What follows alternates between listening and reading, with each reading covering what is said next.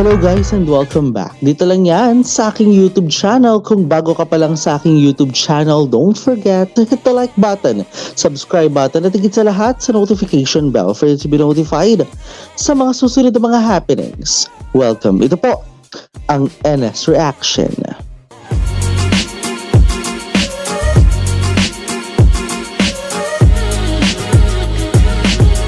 And for today, ito na nga ho ang pagtatapos ng unang kalahati ng kwento ni A at ni Pete. Ito ang LBC as in Love by Chance.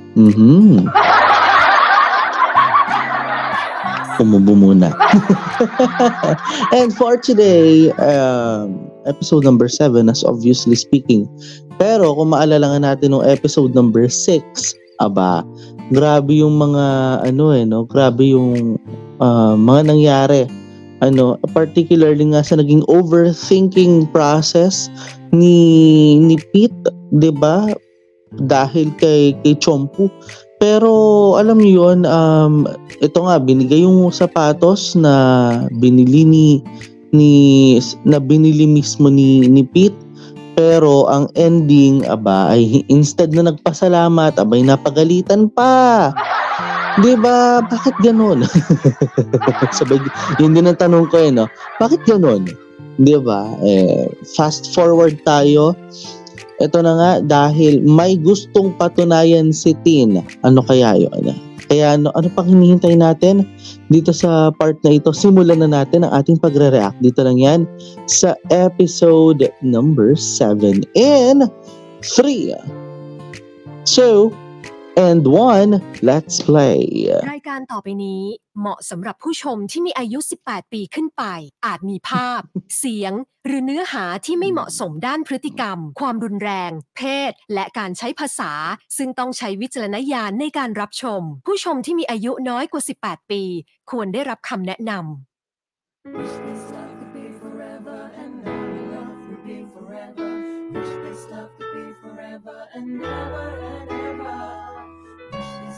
be forever and our love could be forever. Wish this love could be forever and ever and ever. จริงไหมจะเป็นความบังเอิญหรือฟ้าตั้งใจที่มันทำให้เธอและฉันได้พบด้วยเธอนั้นมีเรื่องราวให้ผูกพันจนมันทำให้ได้รู้ใจว่าใครที่มาทำให้ความเงียบเหงาหายไปแต่มาคอยแต่งเติมรอยยิ้มให้โลกสดใสวันทุกวันมีความหมายเธอคือใครที่ใจเฝ้ารอยิ่งใกล้กับเธอเท่าไรยิ่งเจอกับความอุ่นใจใครต่อใครคนใดก็ไม่สำคัญตาสบตาสื่อใจกันไม่เห็นต้องพูดอะไรกันที่เรายังมีกันจากนี้ไปอีกนานแค่ไหนเส้นทางจะแสนไกลไม่ว่าอะไรเราจะเดินไปด้วยกันผ่านวันเวลาแค่เธอจับมือฉันและฉันนั้นจะไม่ปล่อยมันรักเราจะเป็นนิรันดร์ไม่มีวันคลาย Hey, hey, hey.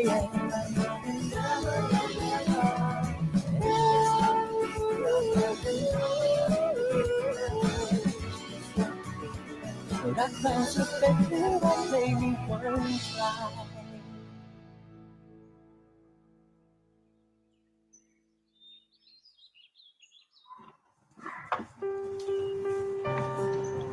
ย Ito na si Tom.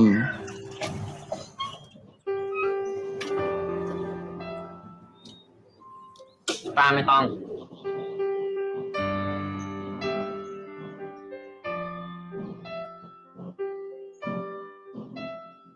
ขอบคุณครับพี่ตั้มเดี๋ยวพี่ยกเอง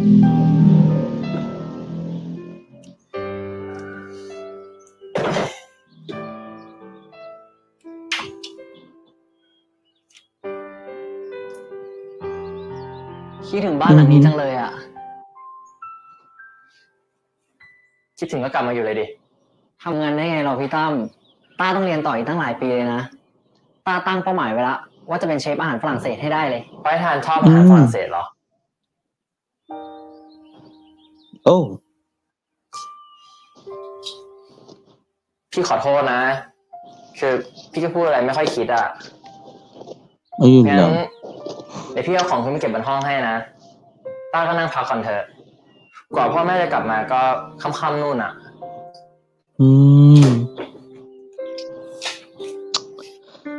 Grabe ka kay Tar. ปากพาสวย Oh no.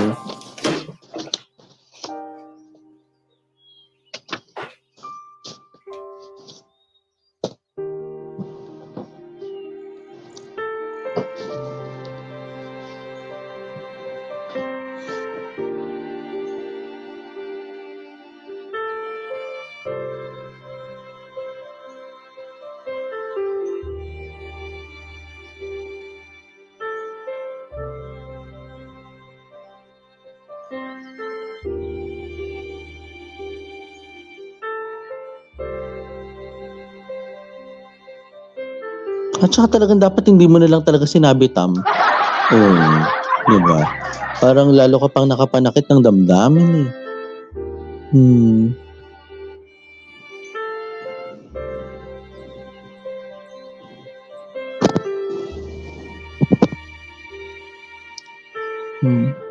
Sarap ng tulog ni Tar.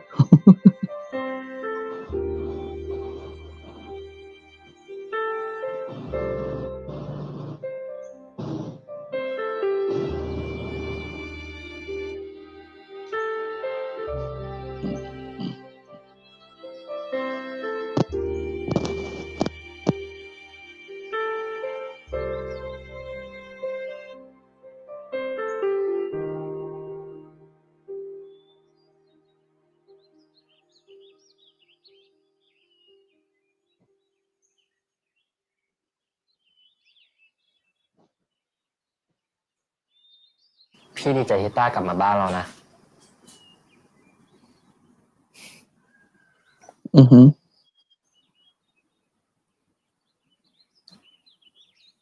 ต้าคือสิ่งที่ดีที่สุดในชีวิตพี่นะ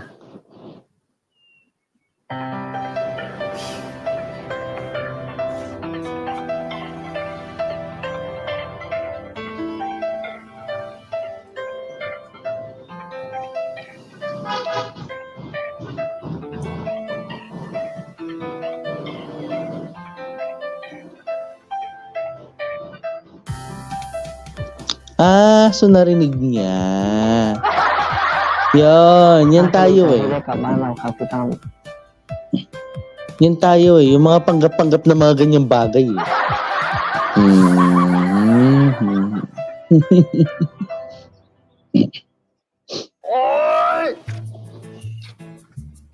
ทำไมภาษาไทยต้องบัญญัติศัพท์อะไรยากๆขึ้นมาด้วยวะทำไม่หวัดไม่ไหวแล้วเนี่ย จะบ่นทำไมที่ต้องขอร้องให้พี่ติวให้เนี่ยบอกว่าทำทุกอย่างครับ โอ้โห Ayan. Yan. ไปเลย พี่เอมไงพี่เอมต้องเข้าใจนะว่าเราไม่ใช่คนไทยแท้ถ้าเป็นภาษาอิตาลีก็ว่าไปอย่าง อิตาลีพ่อมึงสิ มึงเกิดเมืองไทยพ่อแม่เป็นคนไทย แค่ตามอิตาลีเอ็มมาถามดิสวัสดีภาษาอิตาลีคืออะไร แม่งยังไม่รู้เรื่องเลย ก็บ่องไงกูรู้ด้วย บ้าภาษาฝรั่งเศสเรา ก็เหมือนกันเลยน่ะคิดเล็ก Oo nga, parang tanga. พีท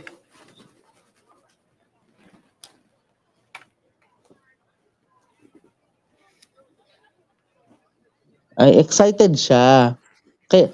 ito ha. Excited siya pero nakita niya kasi si Chompu. Yun tayo eh. Tuloy tayo. สวัสดีเราชื่อเอมเพื่อนปอนอะ ที่อนาคตจะไม่ใช่แค่เพื่อนอ่ะ ไม่ใช่แค่เพื่อนอะไร Ayun na naman siya. ไม่รู้สิครับจีบอยู่เนี่ยจีบจริงจังมากด้วย จริงจังเหรอเรียนให้มันจริงจังบ้าง ทำไมน้องชมพูมาติวภาษาอังกฤษให้เอะครับ กูอ่านภาษาอังกฤษไง อ่อนมากด้วย สัตว์ Grabe siya. Sama na จริงๆแล้ว ugali. เอะให้เราติวให้ก็ได้นะครับ เราเรียนภาคอินเตอร์ กูไม่อยากกวนมึงอ่ะ ช่วงนี้มึงสอบด้วย อ่านหนังสืออย่างเดียวก็ไม่มีเวลานอนแล้ว พี่สองคนดูสนิทกันจัง คือว่า ชมพูนี่เทนอะไรอ่ะ อ๋อ ค่ะ เดี๋ยวชมพูดูให้ ไหน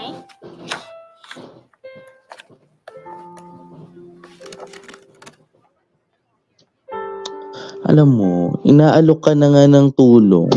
Tutulungan ka na nga, tinatanggihan mo pa. Diba? Well, he also understands that you have to manage your personal time regarding with your exams. Diba? มึงเหม่อตรงนี้ไว้พีท Yun lang. ติวเสร็จอ่ะหาอะไรกินกัน Hmm? กูจะขนสารอาหารทั้งหมดเนี่ยเลี้ยงสมองมึงเอง ช่วงเนี้ยสอบอ่ะ หาอะไรกินด้วยนะมึง Nananaig pa rin talaga sa kanya yung ganong klase ng concern. โอเคครับ Diba? Mm. ให้เราติวแทนนะ กูบอกแล้วว่า ไม่เป็นไรครับ ให้เราติวแทนน้องชมพูนะครับ นี่มึงถึงกูเหรอ Mm. เรา Aminin mo.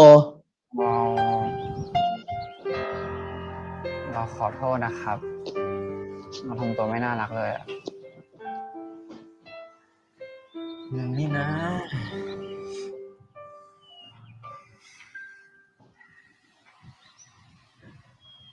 มึงเป็นแบบเนี้ยน่ารักดีอยู่แล้ว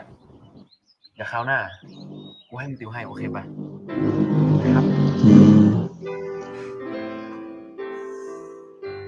Ang cute mo pag naging ano. 'Di ba ang cute niya กูก็เป็นไทย kapag very natural แบบ siya. ไม่เรียบเลย ช่วงนี้เจอแต่เรื่องสวยๆ โดยเฉพาะไอ้เฮียนั่นน่ะ มันด่า So เอก sinong kausap niya? แต่ช่างเหอะซ้ำแม่งไปวันหนึ่งสบายใจแล้ว Ay, เกะกะ มันทำเฮียอะไรเนี่ย nasundan ka. ไอ้พวกภาคไทยอย่างนาย มาทำอะไรแถวนี้ ว่ะ นี่มันแถวไอซีนี่หว่า แล้วไงอ่ะ กูจะเดินตรงไหนก็ได้ ทำไม พ่อมึงเป็นเจ้าของมหาลัยเหรอ นายไม่รู้เหรอว่าพ่อฉันเป็นใคร ไม่รู้อ่ะ ทำไมอ่ะ พ่อมึงเป็นนายกเหรอถ้าถึงพ่อมึงเป็นนายกอ่ะ กูก็ไม่รู้จักหรอก Ayan. กับสังคม ฉันนามสกุลเมธฐานันท์แล้วไงอ่ะ So hindi pa rin niya alam 'yon. เฮ้ยมึงด่ากูโง่อีกแล้วอ่ะ กูโง่ก็ได้ แต่มึงห้ามด่าไอพีทนะ เพราะว่าไอพีทอ่ะ เป็นเพื่อนไอเอเป็นเพื่อนกู เพราะฉะนั้นไอพีทก็เป็นเพื่อนกู พูดจบแล้วใช่ไหม Yabang, no? Ang yabang niya. คุยกับแม่งแล้วหงุดหงิดชิบหายเลย Oo. คุยไม่รู้เรื่อง ไม่ยอมบอกด้วยพ่อเป็นใครบอก Tsaka huwag ka mapagmalaki. Napipikon ako. Alam mo naman si Nate, basta makakita ng mga ganyan tao, napipikon na. Hindi, joke lang. ฮัลโหลครับติน Tuloy tayo. ที่ไหนอ่ะ เรากำลังจะไปสนามบอลนะครับ ตินมีอะไรหรือเปล่าครับ ฉันเจอกันที่สนาม โอเคครับ Ay. Sana ito na yon. Kasi 'di ba, ito yung hinahanap nating information eh. 'Di ba? ผมนัดไก่พีทไว้ที่สนามบอลน่ะ พวกอินเตอร์สอบเสร็จพอดีก็เลยนัดกินข้าวกันฮะ กูเพิ่งรู้เหมือนกันนะเนี่ย ว่าคนที่เขาเป็นเพื่อนกันน่ะเขาใช้เวลาหลังสอบเสร็จอยู่ด้วยกัน Ay.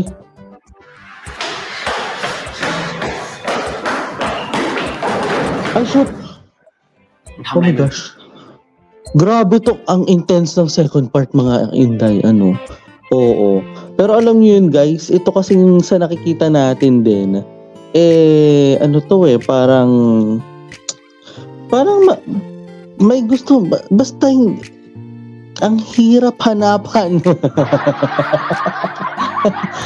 Ba't ganun? Pasuko yung bibig ko as of this time of recording. Ano meron? Hindi kasi, di ba alalahanin natin na may gustong patunayan si Tin,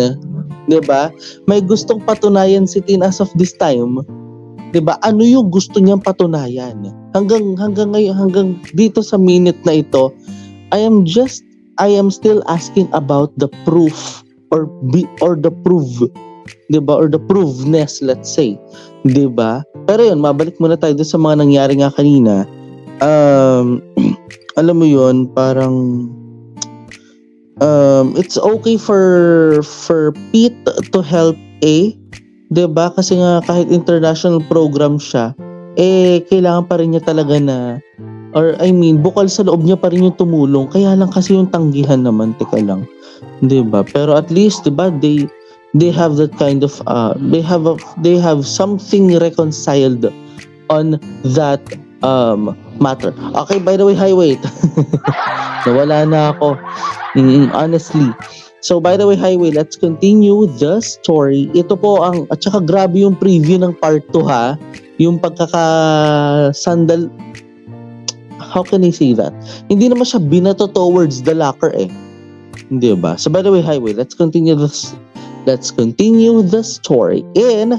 3, 2, and 1. Let's play. Aha.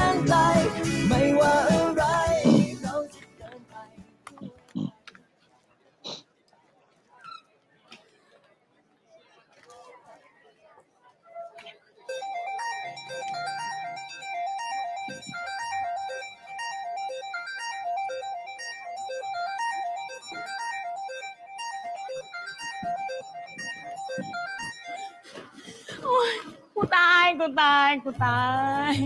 พวกมึงกูตายแน่เลยอ่ะคะแนนสอบมิดเทอมกูต้องไม่ถึงมีแน่ๆเลย กูก็ทำไม่ได้เหมือนกันเนี่ยไอปอนมึงอ่ะ พวกมึงอ่ะจะไปซีเรียสทำไมสอบจบมันก็จบแล้ว ไม่จริงนี่คือมึงทำได้เหรอ ยังกูเหรอทำไม่ได้ดิรออะไร ป่าเอ้ยกูใจหายใจคว่ำหมดนี่ถ้าคะแนนสอบกูน้อยกว่ามึงนะมึงอย่าคิดเลยอ่ะนี่ไงกูถึงยอมเป็นคนดีมั่วเพื่อสอบให้คะแนนน้อยกว่ามึงกูเป็นห่วงมึงปากว่าง น้ำตาจะไหลมึงจะรอดไหมเนี่ยด่ากูไม่ต้องหยุดต้องหย่อนเลยดีไหมดีขอให้มึงเจริญไม่นะพูดแน่นอนเพื่อนกูเอ๊ะแล้วมึงอ่ะเป็นไงบ้างกูก็ทำได้บ้างอ่ะงั้นเดี๋ยวกูไปหนาบอลกันนะยิ้มยังกับมันได้เต็มมันรีบไปไหนวะถามกูนี่กูรู้ทุกเรื่องอ่ะ Ayan. Yan ang gusto kong chika. เสร็จเหมือนกันเว้ย Ay, grabe. Parang naamoy ko hanggang dito. Gutom ka ba? คืองานเนี้ยนะชนีมันนกอยู่แล้วเว้ยยิ่งชนีปากเป็นๆอย่างมึงอ่ะเจ็บกูอยากกลับบ้านไอ้โบ อะไร ทางนี้ ทางไหน ทางนี้ อยากมึง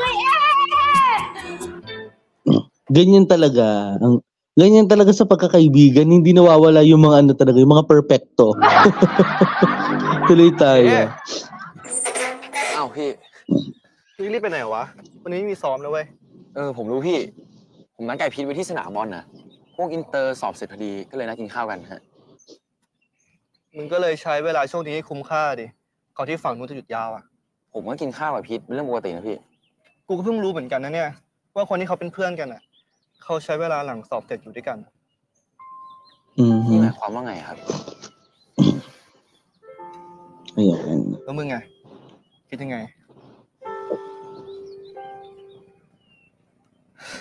เฮ้ยอย่าคิดมากดิวะทำตามใจตัวเองไปแล้วรีบไปดิรอนานนะอินเตอร์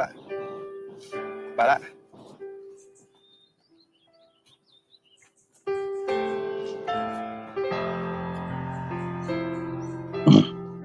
กูอยากอยู่กับมึงมันไม่ใช่เรื่องปกติเหรอวะ Well,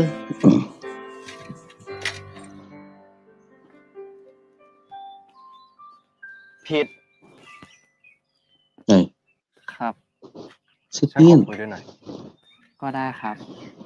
Oh, nag-usap na nga kayo eh. Let's talk. Oh, tanga ka? Let's talk. Nag-usap ka, di ba? ฉันรู้นะว่านายกับไอ้ภาคไทยนั่นสนิทกันแค่ไหน เขาชื่อเอครับ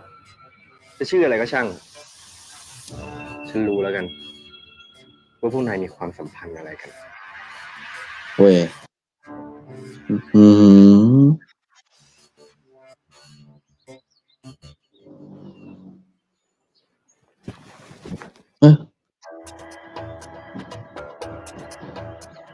Ay, anong binabalak mo, Tin?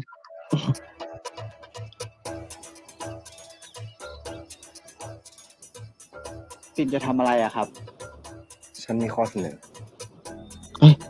เราไม่ขำนะครับ Tin ฉันก็ไม่ได้ล้อเล่น Hoy, may trauma siya sa mga offer, ha? นายจะไปเจอภาคไทยนั่นมาคบกับฉันดีกว่า ยุ่งอะไรคนของกู คนของกูวะเนาะ พีทคนของกู เฮ้ครับ มึงรู้แล้วอ่ะมึงก็อย่าสะเอิบยุ่งกับคนของกู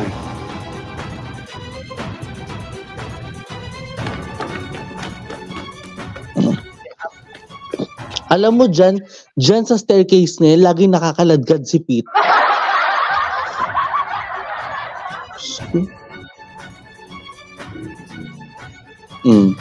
Now you know? ทำอะไรมึง ตินไม่ได้ทำอะไรเราจริงๆนะครับ แล้วทำไมมันเอาหน้าใกล้มึงแบบนั้น ตินคงแค่หยอกล้อเราเล่นนะครับ What? Hindi ka na naman nag-straightforward, ha? Aminin mo. อยู่ที่ใกล้กู ทำไมครับทำไมเอต้องพูดแบบนี้ครับ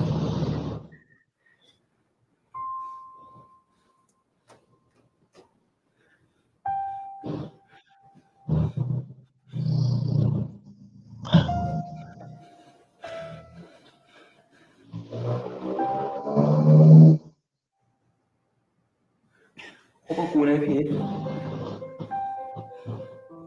กูรอนานกว่านี้เลย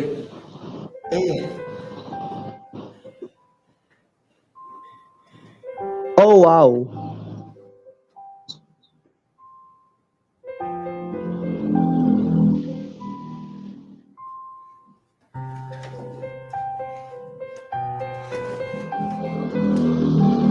เดี๋ยวก่อนสิครับเอ Oh, shoot. Wait lang, kalagitnaan na pangangati ng mata ko talaga ito nangyayari. Oo.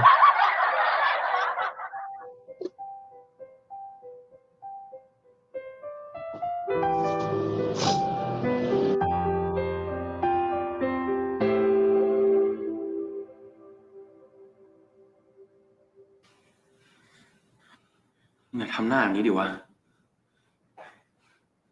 กูอดใจไม่ไหว มันคงเป็นความรักที่ทำให้ตัว Alam mo, lumalabas yung pagka-aggressive niya this time, ha? มันคงเป็นความรัก Oh, shoot. ใจฉันไม่ยอมหยุดเสียที Wait lang, legit nangangati talaga yung mata ko. Wait lang.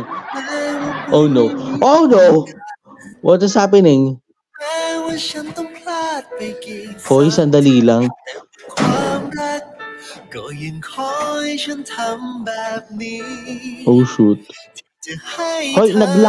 nag-lock kayo dyan sa locker. Hoy! Nag-lock kayo dyan sa locker room na yan, ha? And it literally drives me crazy. Charot. Charot lang. Charot lang.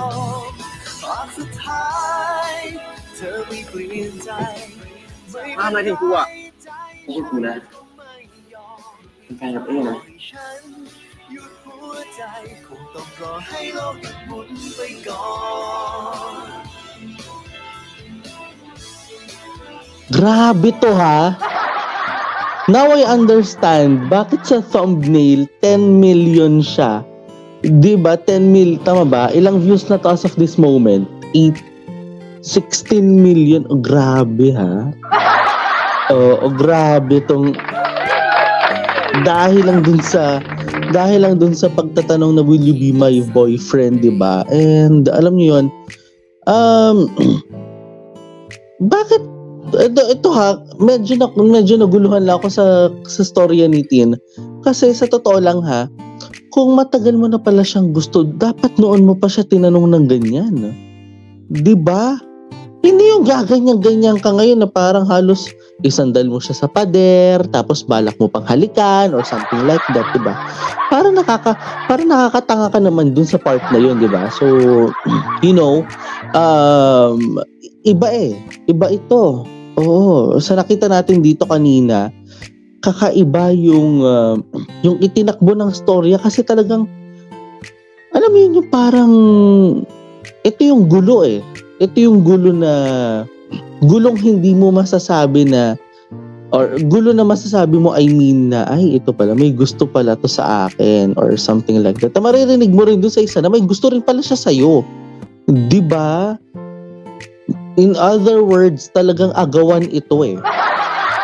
Agawan sa kung ano man yung alam mo yun, yung basta may nangyayaring agawan pero secured na eh. So, puntahan na natin ang part number 3.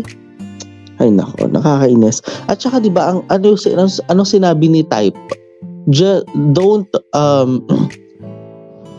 Don't use your brain. Ayun. Huwag mo gamitan ng utak mo, gamitan mo, makinig ka sa tinitibok ng puso mo. Let's go straight with the third part in 3, 2, and 1. Let's play! อีกนานแค่ไหน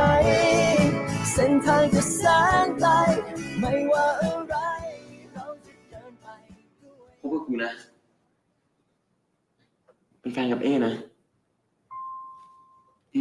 ล้อเล่นหรือเปล่าครับ ไอ้พีทกูไม่เอาเรื่องแบบนี้มันล้อเล่นหรอก เราไม่อยากจะเชื่อเลยครับว่าจะคบกับเรา เป็นเรื่องจริงใช่ไหมครับ กูพูดจริง กูไม่ชอบที่มึงไปอยู่กับคนอื่น กูไม่ชอบที่ตัวเองแสดงความคิดเห็นอะไรไม่ได้สักอย่างอ่ะ กูหึง Sabi na mabilis talaga siya magselos pag dikit ng dikit kay Tin. เห็นแล้วกูอยากจะซัดหน้าแม่ง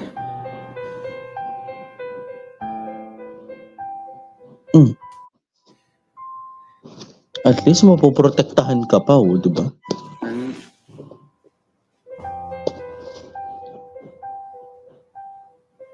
มึงคบกับกูได้ไหมวะ ครับ งั้นแปลว่ามึงคบกับกูแล้วดิแปลว่ามึงเป็นแฟนกูแล้วใช่ปะ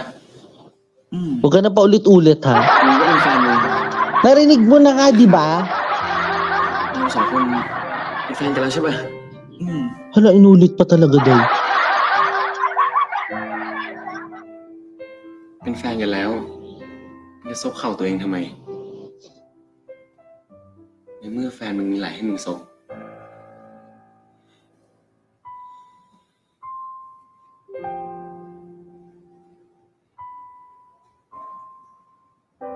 เพื่อนมึงมาหามึงทำไมวะ ไม่มีอะไรนะครับแล้วถ้ากูไม่เชื่อ เราไม่ได้คิดกับตินแบบนั้นนะครับ เราคิดกับตินแค่เพื่อนจริงๆนะครับ กูรู้ว่าสายตามึงที่มองกูกับมองมันแตกต่างกันยังไง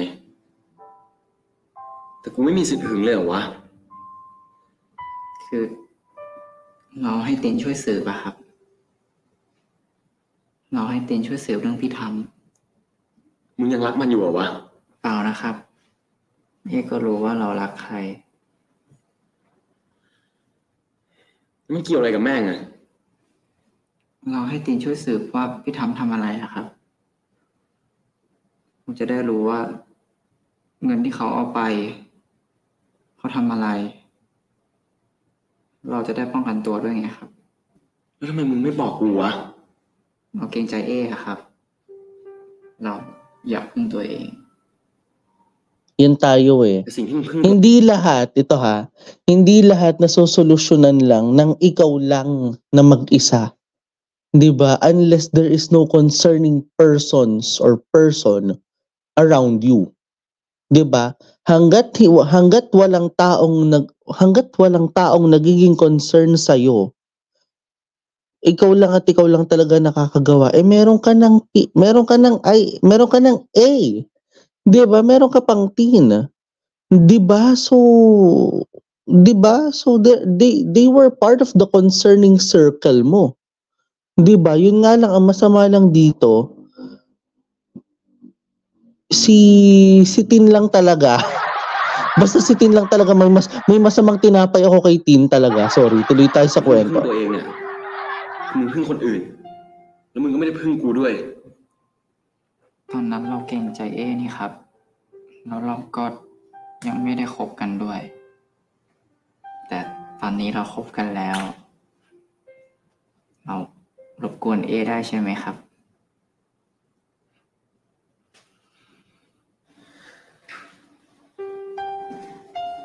มันน่ารักขนาดนี้วะ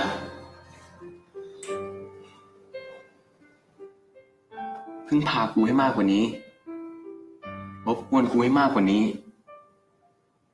กูอยากจะปกป้องมึงนะเว้ยไอ้คุณชาย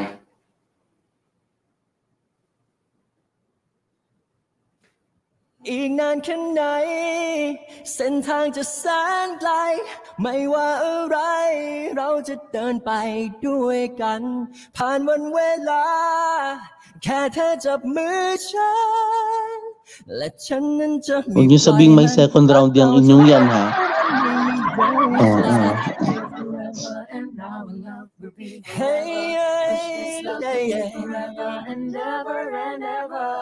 Yung kanina kasi hindi pa sila mag-boyfriend. Ito, mag-boyfriend na. Kaya permitted na yan. Permitted.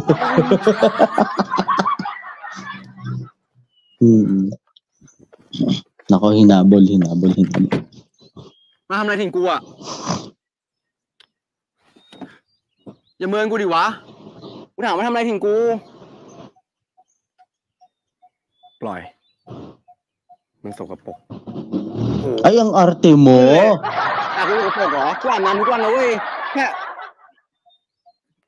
กูเข้าห้องน้ำแล้วลืมล้างมืออะแล้วแต่มึงอะมาทำอะไรจะมาแกล้งอะไรเพื่อนกูอีก หลบไปเดี๋ยวจะเรียกยาม หน้าจริงเรียกเลย ด่ากูสกปรกใช่ไหมเป็นไงสกปรกยังไงฟังให้ดีนะ ฉันไม่คิดจะคบหาสมาคม กับไอ้พวกที่ไม่มีปัญญาไม่ได้ซื้อรองเท้าที่ดีใส่ Ay, grabe. นายก็กระจอก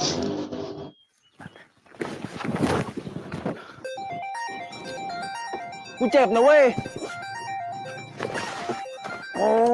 ยเสื้อกันเหรอเชี่ยซักเว้ย มึงจะไปไหนอ่ะ Siyempre, hindi ka niyan sasagipin.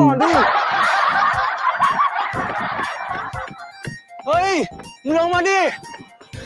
Sige.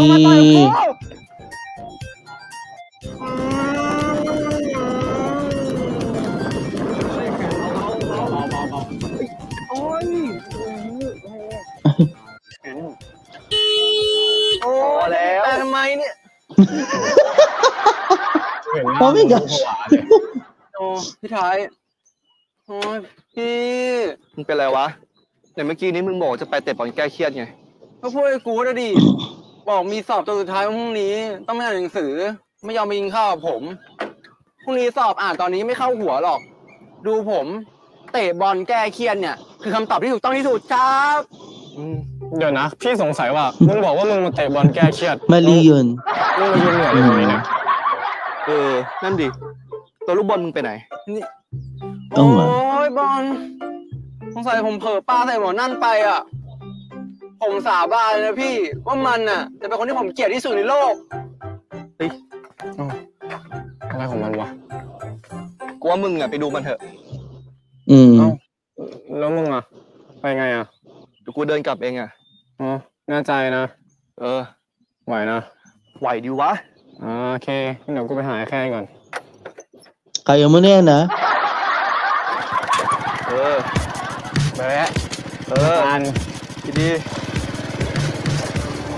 อันแค่เลย Pinuputputan pa rin talaga eh. Oo.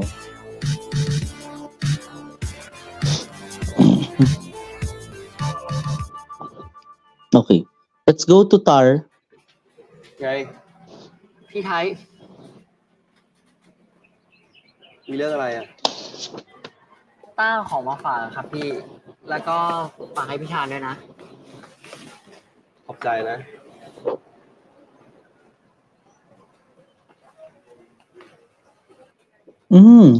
Sarn type. นี่มึงมีเรื่องอะไรกับตั้มอีกอ่ะ ไม่มีเรื่องไหนที่ปิดพี่ไทยได้เลยนะครับ กูมองหน้ามึงเนี่ยกูรู้แล้ว พี่ไทยได้บอกพี่ตั้มเรื่องที่ต้าเคยไม่เคยบอกแล้วก็ไม่คิดที่จะบอกด้วยไม่ทานเองอ่ะก็ไม่เคยบอกใครทำไมอ่ะไอ้ตั้มมันรู้เรื่องแล้วเหรอ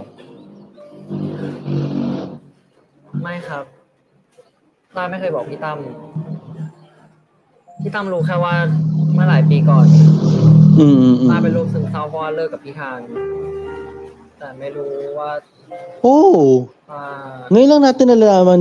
itong information na to. ซึมโซมาพี่ Ano daw?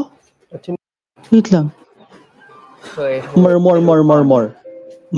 ต้าเป็นโรคซึมเศร้าเพราะว่าเลิกกับพี่ทานแต่ไม่รู้ว่า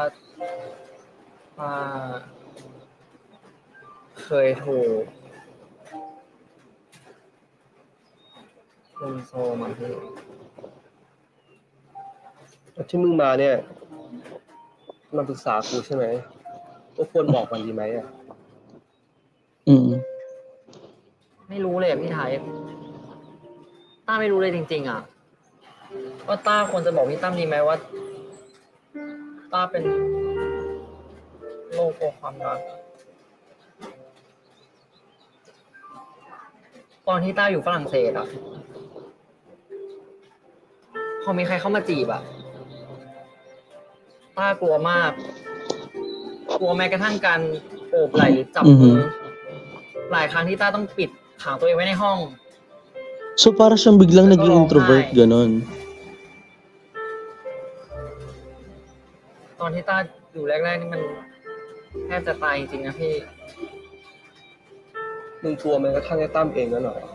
ไม่ครับพี่ไทยต้าไม่เคยกลัวพี่ตั้มแต่นั้นอาจจะเพราะว่าพี่ตั้มเป็นพี่ชายของต้าละมั้ง ไอ้ตั้มเป็นพี่ชายของมึงหรือว่ามันเป็นผู้ชายคนเดียวที่มึงไว้ใจมึงก็คิดว่ามันจะไม่ทำร้ายมึงกันแน่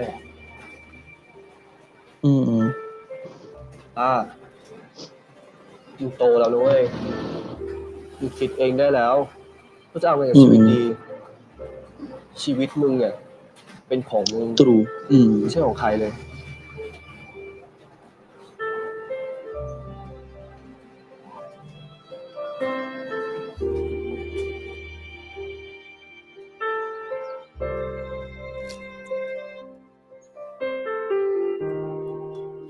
ใครเว้ยใครจะงับผัวแม่ข่าวเลยนี่มึงจะแค้นใครมึงก็แค้นไปแต่มึงช่วยดูตังค์ในกระเป๋ากูด้วยเนี่ย Wala na. ubus na ยิ่งโกรธยิ่งกินก็ถูกเขาดิทุยแหมอย่างมึงเนี่ยไม่ใช่ว่ามึงแดกตลอดเวลาอยู่แล้วหรอวะไอ้แคนนี่แล้วเนี่ยมึงไปมีเรื่องกับเด็กไอซีมาอีกแล้วหรอมึงก็ใจเย็นๆลงบ้างเหรอแคนเนี่ยมึงต่อยมันไปทีนะมันไม่เอาเรื่องมึงอ่ะก็บุญแค่ไหนแล้ว กูดูก็รู้เนี่ยว่ามันรวยกว่ามึงรวยจนสำคัญเหรอพี่แม่งรวยแม่งดูถูกคนอื่นได้เหรอดูถูกผมคนเดียวไม่พอแม่งมันดูถูกคนรอบตัวผมอีกอะกูก็รู้มึงอ่ะไม่ชอบให้ใครมาว่าเพื่อนมึงเกลียดอะไรมากๆอ่ะมึงก็ระวังไว้เถอะระวังอะไรอ่ะพี่ไอ้ไทยอ่ะก็เคยเกลียดอะไรมากๆนะเหมือนมึงเลยแล้วต่อยกันตาแตกเลยปะเอากันจนเตียงหักเลยกูไม่ว่าฮะ โอ้ ไม่มีอะไรเว้ยนี่มึงแดกกันอีกแล้วใช่ไหมเนี่ยสบายใจแล้วกลับบ้าน ไม่กันน้อย เนี่ยกูเพิ่งได้มอไซค์กลับมาคืนเนี่ยเดี๋ยวกูไปส่งที่บ้านไปได้แล้ว Parang may moon ako nakikitang mga words sa subtitles. นิดนึงมึงนี่กี่ไม้เดียวนะโอเคลุงครับหมูปิ้ง10 ไม้ Ha? นี่พี่1แล้วก็10 ไม้พอดีนี่เลยเด็ก Wala na akong pera. Bubulunan kita. Charot. Grabe. Alam mo, ayoko na magmatakot sa mga ganyang bagay. Oo. Kasi sa totoo lang, ang takaw ko rin talaga sa mga isaw. Meanwhile, let's go to Tom and Tar. ต้านี่ต้าไปไหนมาพี่กลับมาไม่เจอต้าพี่ตกใจแทบแย่รู้ปะขอโทษครับพี่ตั้มพอดีต้าไปหาเพื่อนมาครับวันหลังจะไปไหนอ่ะบอกพี่หน่อยได้ไหมต้าไม่ได้กลับไทยนานแล้วนะถ้าต้าหลงอ่ะพี่ทำไงโธ่พี่ตั้มครับถึงต้าจะเรียนฝรั่งเศสหลายปีเนี่ยแต่ไทยเนี่ยต้าอยู่เป็น10 กว่าปีเลยนะไม่หลงหรอกพี่แค่เป็นห่วงอ่ะต้าไปหาพี่ไทยมาครับพี่ตั้มไปหามันทำไมนี่พี่ตั้มยังโกรธเรื่องพี่ธันกับพี่ไทยอยู่เหรอครับต้าบอกแล้วไงเขาไม่ใช่สาเหตุที่ทำให้ต้าเป็นแบบนี้นี่ต้าเข้าข้างมันใช่ปะต้าไม่ได้เข้าข้างใครครับอย่างนั้นนะอ่ะนี่ซื้อขนมมาฝากด้วย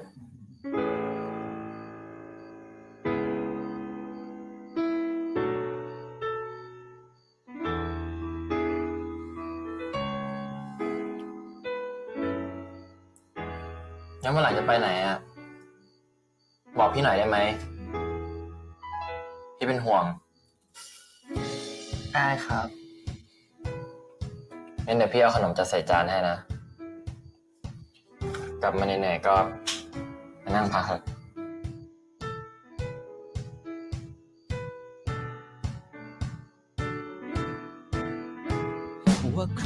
ขอบคุณนะครับพี่ตั้มที่มาทำให้ความเงียบเหงาหายไปจะมาคอยแต่งเติมรอยยิ้มให้โลกสดใสวันทุกวันด้วยความหมายเธอคือใครที่ใจเฝ้ารอยิ่งใกล้กับเธอเท่าไรยิ่งเจอกับความภูมิใจใครต่อใครคนใดก็ไม่สำคัญตาสบตาสื่อใจกันไม่เห็น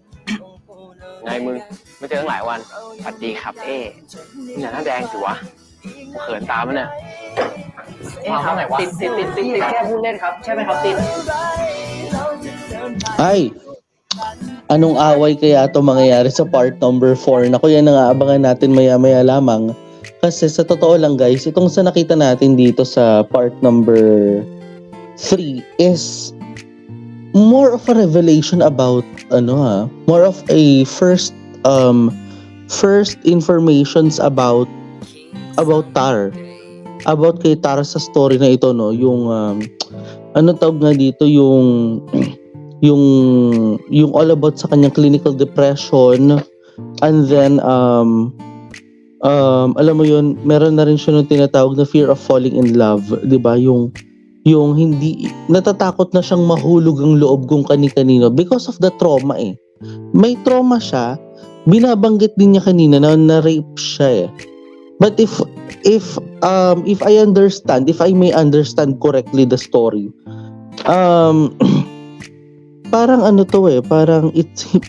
siya naka-experience ata siya ng rape pero hindi kina Tharn at K-type eh. 'Di ba? Si Tharn at si Tharn kasi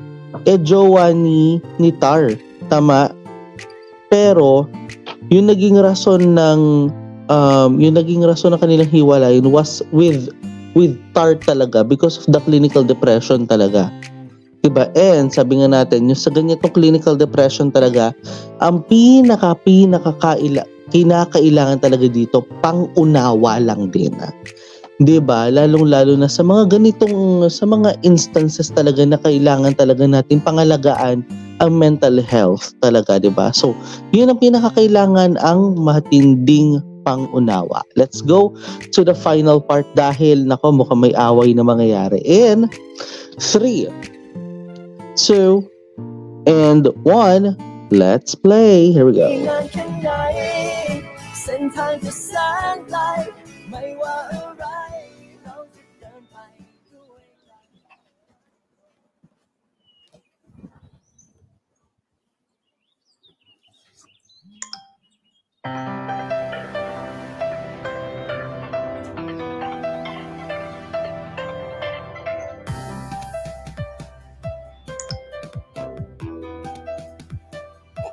Yun lang. Ayan. Okay ka lang. Give number. Bong,นี่เห็นโทรศัพท์กูบอกว่า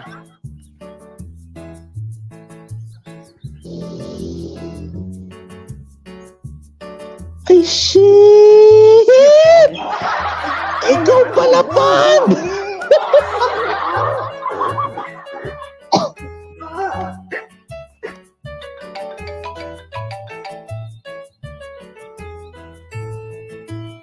ครับโอ้ยพีทเมื่อกี้ปอมแย่งโทรศัพท์กูพิมพ์มา ไม่กล้าบอกกูก็บอกให้ยังไง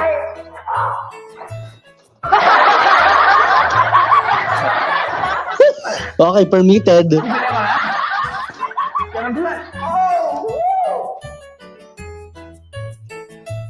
Yung parang ano na siya, yung parang ipapatap out ko na to.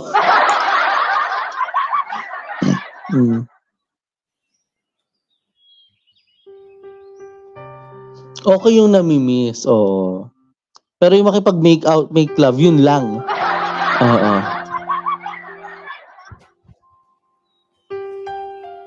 Ayun naman siya. Alam niyo dati, nung nagre-react ako, yung unan ko dati, yun yung una kong pinupuntirya. Ngayon wala na eh. Nauupuan ko na yung mga unan. Pantaas ko man lang sa sarili ko dito. Oo. Pag kinikilig ako dati, may unan eh. La Vita. Oh.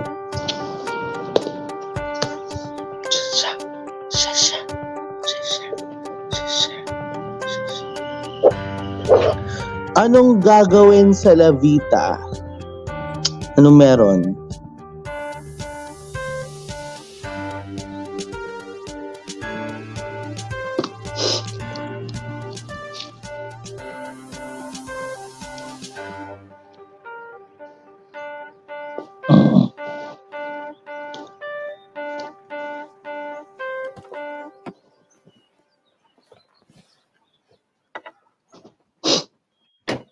ไงมึงไม่เจอตั้งหลายวันสวัสดีครับมึงอย่าหน้าแดงสิวะกูเขินตามมันเนี่ยกูเพิ่งรู้เนี่ยการมารับแฟนครั้งแรกนั่งโคตรตื่นเต้นเลยคือเราใจเต้นแรงกว่าครับ Paano yung bilis? Ay, ano yan.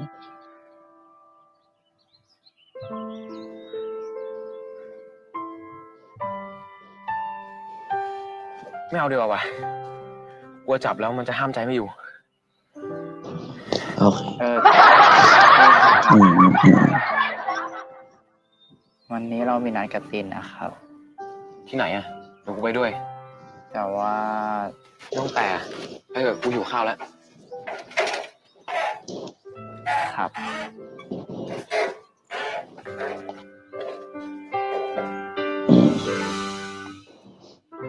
Pero sa La Vita ha,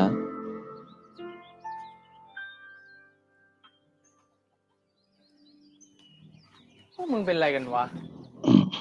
ทำท่าอย่างกับทำไมเปิดซิงกันมา เมื่อวานมึงยังเข็ดไม่พอใช่ไหมปอน แล้วนี่หายเจ็บเลยอะ เลิกเสือกสิวะ ให้กูเลิกเสือกให้กูเลิกติดหนังโป๊ง่ายกว่าปะวะ ก็มึงดูดิ ปกติพวกมึงเดินตัวติดกันแทบจะไหล่ซ้อนไหล่แต่ดูวันนี้ดิ โทษทีอะครับ เอาหลักกิโลไปตั้งขั้นกลางเลยเหรอ เดินห่างกันเป็นโยนเลย มึงไม่เสือกกูสักวันมึงจะตายหามไว้ปอนฮะ ayan. นี่เสือเรื่องของพีทอยู่นะพี่เนี่ย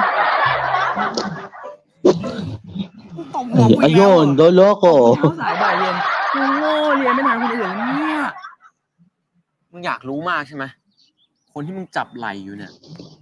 แฟนกู อันน่ะไอ้พูดเองเขินเองเหรอวะเพื่อน หน้าแดงหมดแล้วเอ้ยไอ้มึงเรียกหน้าแดงไม่ได้นะต้องเรียกหน้าดำ Iba yung, ayan. Sige. Makakatikim ka na naman eh. ไปดีกว่า คนมีคู่มันเขินแรงจริงเว้ย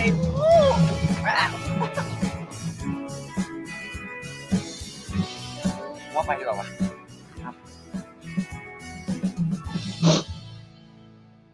Oh, ito na.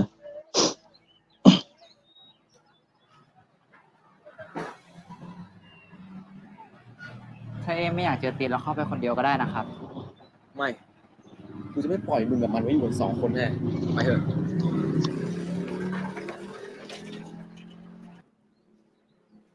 Sumusugod kahit saan. Sa ngalan ng pag-ibig. Mm. ขอโทษด้วยนะครับ ตินที่เราไม่ได้คุยกันเรื่องนี้สักทีอะครับ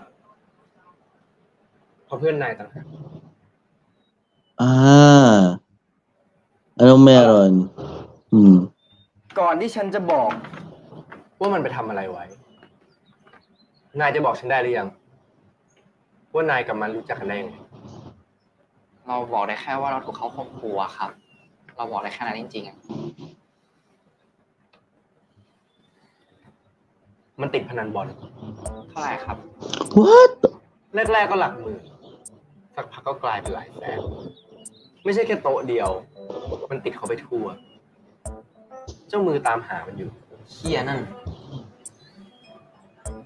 แล้วตอนนี้มันก็ติดยา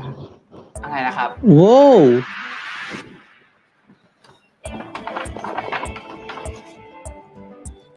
นี่ของนาย ของเราครับ ตินไปเจอมาได้ยังไงอะครับ คนที่ฉันได้ตามเรื่องให้ ไปเจอมาที่โรงรับจำนำ เห็นว่ามันมีตัว P กับตัว I สลักอยู่ด้านหลัง น่าจะเป็นอย่างนั้นก็เลยให้ไปถ่ายคืนมาให้ ยังดีนะ Mm-hmm. ที่เจ้าของร้านยังไม่ขายไปเพราะรู้ว่าเป็นของโจร ตินไปถ่ายมาเท่าไหร่อะครับ เดี๋ยวเราคืนเงินให้ ไม่เป็นไร ถือว่านายติดหนี้ฉันแล้วกัน ให้เราคืนเป็นเงินดีกว่าครับติน ฉันอยากให้นายติดเป็นหนี้บุญคุณฉันมากกว่า งั้นตินอยากให้เราทดแทนยังไงอะครับ ก็อย่างเช่น Ay, nako. มึงหมายความว่าไง ฟังคนไม่รู้เรื่อง ไม่มีวันเลิกกับไอ้พีท เพราะเงิน เอ๊ะครับตินแค่พูดเล่นครับ ใช่ไหมครับตินแค่พูดเล่นใช่ไหมครับ มึงนี่แม่งเฮี้ยอย่างที่แทนว่ามันจริงๆว่ะ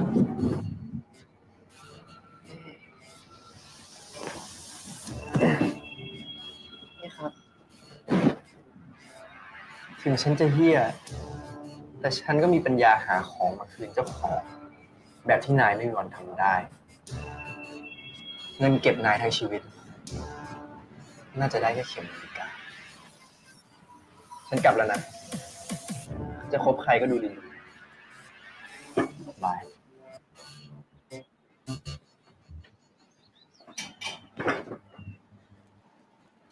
พ คิดมากนะครับกับคำพูดของติน The importance is that we had the information about P. Trump. Okay, so let's go back, no? Kasi may utang pala siya sa gambling. It started from 10K na parang lumaki into 100K. So, ibig sabihin nun, yung 200,000 na kinakailangan niyang pera was, alam mo yun, yung kinakailangan pala niyan, 200,000 na galing mismo kay Pete.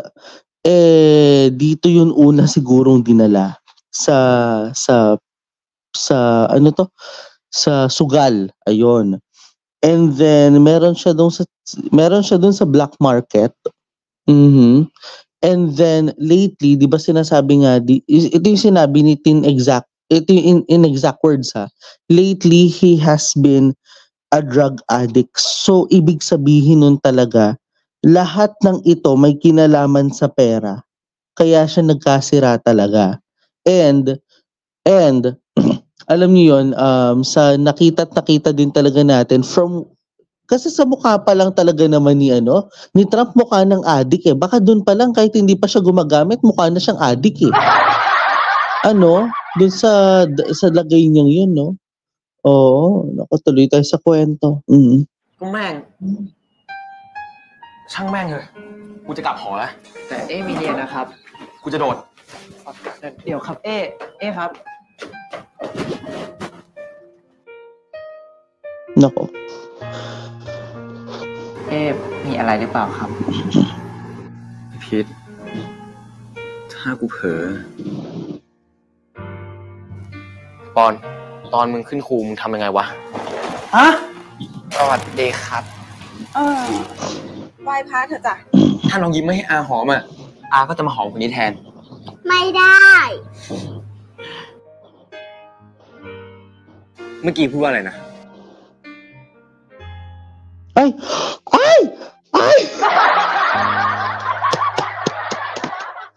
Oo. Sa next episode na lang natin yan. Nagulat ako may pakising ha. Grabe kayo. Mukhang mukhang ang second half mapupunta kina iPit ha.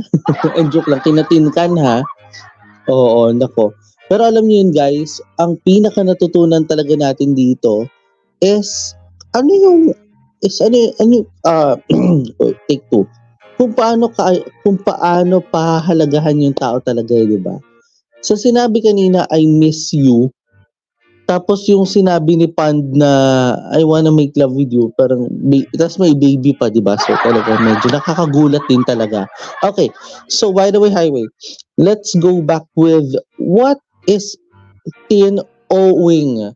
Excuse me, what is Tin owing from what is Tin owing to Pete talaga, di ba? So parang more of a papansin levels, more of a basta more of papansin levels kasi siya eh. 'Di ba? Dito sa mga senaryong nasaksihan din talaga natin. Pero alam nyo guys na sa nakita nga natin dito, ang masasabi lang nating nag-highlight for this part 4 is yung naging investigation towards P. Trump. 'Di ba, na naging drug addict, yung mga pinakita nga, yung mga narinig natin kanina, yung mga nabasa natin na subtitles kanina, naging addict siya, may utang siya from gambling, meron siya sa black market involvement, plus yung pa dito, no? Plus yung ninakaw na relo mula dun sa pawn shop. Alam nyo, grabe din talaga eh. I mean, hindi naman nila yung ninakaw, yung sinanla niya yung relo ni Pete, 'di ba, dun sa pawn shop. And grabe yun talaga. Kasi kung babalikan natin yung episode na sinaktan ni Trump si Pete, yun yung time na in the middle of the rain,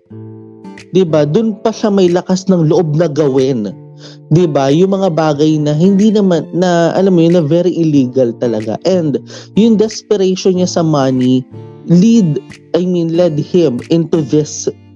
scenarios, sa nakita natin din kanina, sa narinig din natin kanina, doon yun napunta lahat eh. Doon napunta lahat doon sa mga bagay na katulad ng utang, black market, at saka yung tinatawag na pagiging drug addict. Pero, ano pa yung isa pang nag-highlight? Mas nag-highlight pa dito na mag-boyfriend na sila ni Pete at ni A. Diba? And, hindi lang yon, may nangyari pa. Diba? Doon sa part number 2. Diba? Pero alam niyo yun guys, I'm so excited for episode number 8. Bakit may pakising scene ata si Tina tsaka si Kan? Anong meron? Di ba from enemies to, di ba? So, is it enemies to lovers? Diba? Yan ang dapat nating abangan sa mga susunod na mga happenings. So, di ba? O, ito na tayo. Napapa-ehem na ako at saka makata ng ilong ko. At yun nga mga friend, mga bi, ang naging kabuuan ng ating reaction sa video na ito. Kung bago pa lamang po kayo sa aking YouTube channel, don't forget to hit the like button, subscribe button, at higit sa lahat sa notification bell for you to be notified sa mga susunod na mga happenings. And guys, don't forget also to follow me on my social media accounts na naka-flash po sa inyong mga screens. Guys, maraming salamat po sa inyo nga pong naging pagsama sa akin. Dito lang yan sa ika-7 episode na natin ng LBC as in Love by Chance. Ako po si Nathaniel Subida. This is my commentary, this is my own opinion, and this is my own reaction. This is me, Nathaniel Subida. Keep safe, have a great day, and always remember to stay strong. Choose to love and to be true to yourself and to be loved. And bye!